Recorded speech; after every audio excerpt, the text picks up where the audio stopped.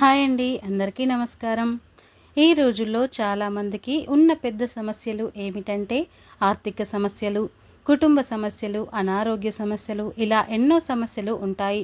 అయితే మీకు ఉన్న అన్ని సమస్యలకు ఖర్చు లేని చక్కటి పరిహారాల గురించి ఈ వీడియోలో తెలుసుకుందాం. మన హిందూ ధర్మంలో పూజ గది అంటేనే చాలా పవిత్రమైనది. పూజా గదిలో దేవతలకు నివాసం ఉంటుంది. దేవతలు నివసించే పూజా గదిలో కొన్ని శక్తివంతమైన వస్తువులను ఉంచడం వల్ల మీ ఇంటికి అఖండ రాజయోగం వరిస్తుందని వేద పండితులు చెబుతున్నారు. దేవతలు నివసించే ముఖ్యమైన స్థలాలలో నీళ్లు ఒకటి కాబట్టి మీ పూజా గదిలో ఎల్లప్పుడూ ఖచ్చితంగా నీళ్లు ఉండాలి. ఒక రాగి చెంబులో నిండుగా నీళ్లు పోసి మీ పూజా గదిలో పెట్టండి. నీటిలో దేవతలు నివాసం ఉంటారు.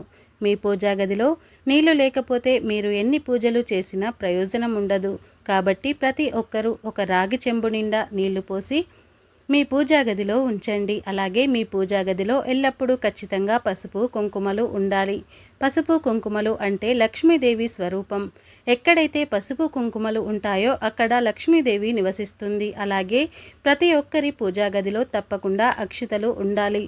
పూజా గదిలో ఉన్న అక్షితలకు దైవశక్తి ప్రాప్తిస్తుంది. కాబట్టి మీ ఇంట్లో పూజ చేసిన తర్వాత చివరగా దేవునికి నమస్కారం చేసుకుని దేవుని దగ్గర ఉన్న అక్షింతలను తలపై వేసుకోండి. ఇలా చేస్తేనే మీరు చేసే పూజలకు పుణ్యం లభిస్తుంది. అలాగే అక్షింతలు వేసుకోవడం వల్ల దేవుని ఆశీస్సులు మీపై ఉంటాయి.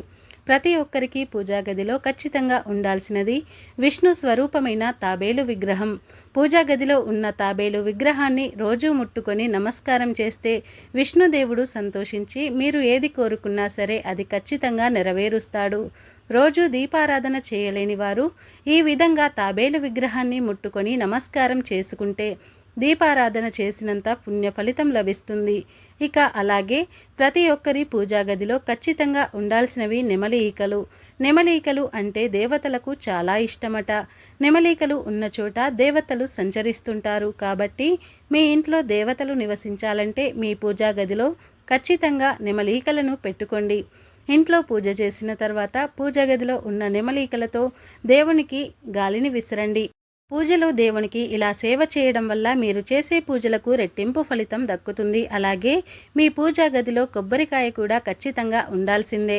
ఎందుకంటే కొబ్బరికాయలో త్రిమూర్తులు నివసిస్తారు. అలాగే లక్ష్మీదేవికి ప్రీతికరమైనటువంటి వస్తువులలో కొబ్బరికాయ కూడా ఒకటి. లక్ష్మీదేవి ఎక్కడ ఉంటే అక్కడ ఐశ్వర్యం ఉంటుంది. కాబట్టి మీ ఇంట్లో ఎల్లప్పుడూ డబ్బు ఉండాలంటే మీ పూజా గదిలో ఖచ్చితంగా ఒక కొబ్బరికాయను పెట్టండి. పూజ చేసేటప్పుడు కొబ్బరికాయకు నమస్కారం చేసుకొని పూజ ప్రారంభించండి. ఇలా చేస్తే మీ ఇంటికి మంచి జరుగుతుంది. శుభ్రంగా ఉండే ఇంట్లో లక్ష్మీదేవి కలకలలాడుతుంది. మీ ఇంటి ముందు ఎంత శుభ్రంగా ఉంటే మీ ఇంటికి లక్ష్మీదేవి కటాక్షం అంత పెరుగుతుంది. ప్రతి శుక్రవారం గడపలకు పసుపు రాయడం, తులసి దగ్గర దీపం పెట్టడం చేయాలి. అలాగే మీ ఇంట్లో ఖచ్చితంగా తులసి మొక్క ఉండాలి. లక్ష్మీదేవి తులసి మొక్కలో నివసిస్తుంది. ప్రతిరోజు ఉదయం సాయంత్రం స్నానం చేసి తులసి మొక్క చుట్టూ 3 ప్రదక్షిణలు చేసి తులసి మాతకు నమస్కారం చేస్తే మీకున్న ఎటువంటి కష్టాలు కూడా ఉండవు. లక్ష్మీదేవి కటాక్షం పొందాలంటే ఉదయం నిద్రలేవగానే మీ అరచేతులను చూసుకొని 4-5 సార్లు అరచేతిని ముఖంపై తిప్పడం వల్ల లక్ష్మీ ప్రాప్తి కలుగుతుందని వాస్తుశాస్త్ర నిపుణులు సూచిస్తున్నారు. నిద్రలేవగానే ఎవరో ఒకరి ముఖం చూడటం కంటే మన అరచేతిని చూసుకోవడమే మంచిదని చెప్తున్నారు. ఎవరైతే నియమనిష్టలతో ఇంట్లో పూజ చేస్తారో అలాంటి ఇళ్లలో మాత్రమే దేవతలు సంచరిస్తూ ఉంటారు. చాలామందికి ఎన్ని పూజలు చేసినా ప్రయోజనం లేదని అనుకుంటారు. మీరు చేసే పూజలకు ప్రతిఫలం రావట్లేదంటే మీరు చేసే పూజలో ఏవో తప్పులు చేస్తున్నారని అర్థం. పూజ చేసేవాళ్ళు తలస్నానం చేసి ఇంటి గడపలకు పసుపు రాసి కుంకుమ బొట్లు పెట్టి పూజా గది ముందు అష్టాదళ ముగ్గును వేసి పూజ ప్రారంభించాలి. పూజ చేసేవాళ్ళు ఈ 3 నియమాలను ఖచ్చితంగా పాటించాలి. ఇక పూజలో పెట్టే దేవుని నైవేద్యం ఒక చిన్న బెల్లం ముక్కైనా ఉన్నా సరిపోతుంది. ఎందుకంటే సర్వదేవతలకు తీపి పదార్థాలు అంటే చాలా ఇష్టం. భక్తితో ఆ దేవునికి ఏది సమర్పించినా సరే దేవుడు సంతోషంగా స్వీకరిస్తాడు. కాబట్టి పూజ చేసేవాళ్ళు బెల్లం కానీ పంచదార కానీ ఏదో ఒక తీపి నైవేద్యాన్ని దేవునికి పెట్టండి. పూజలో దేవునికి పెట్టే నైవేద్యాన్ని స్టీల్ ప్లేట్లలో సమర్పించకూడదు. దేవుని నైవేద్యాన్ని తమలపాకు మీద పెట్టాలి. పూజ పూర్తయిన వెంటనే పూజలో పెట్టిన నైవేద్యాన్ని కుటుంబ సభ్యులందరూ తప్పనిసరిగా స్వీకరించాలి. ఇలా చేయడం వల్ల దేవుని అనుగ్రహం మీ కుటుంబంపై ఉంటుంది. ఇంట్లో పూజ చేసిన తర్వాత దేవునికి నమస్కారం చేసి మీ కోరికలను దేవునికి చెప్పుకుంటూ గంట కొట్టండి. ఇలా చేస్తే మీరు అనుకున్న కోరికలు నేరుగా దేవుని దగ్గరకు చేరుతాయి. రావి ఆకులో సర్వదేవతలు నివసిస్తారు కాబట్టి ఏదైనా శుక్రవారం రోజు ఒక రావి ఆకును తెచ్చుకొని మీ పర్సులో పెట్టుకోండి. మీ పర్సులో రావి ఆకు ఉంటే మీ పర్సు నిండా ఎల్లప్పుడూ డబ్బు ఉంటుంది. నెలకు ఒకసారి ఇలా చేయండి. ఇలా చేస్తూ ఉంటే కాలక్రమేణా మీ ఇంట్లో ఉన్న డబ్బు సమస్యలన్నీ తొలగిపోతాయి. వాస్తుశాస్త్రం ప్రకారం ఉప్పు పరిహారం చాలా ప్రభావవంతమైనది. నివారణలో ఒకటి, రాళ్ల ఉప్పుకు నెగిటివ్ ఎనర్జీ లాగేసే శక్తి అధికంగా ఉంటుంది. డబ్బు చేతిలో నిలవకుండా ఖర్చయిపోతూ ఉంటే వెంటనే రాళ్ల ఉప్పుతో చిన్న చిన్న పరిహారాలు చేస్తే సరిపోతుంది.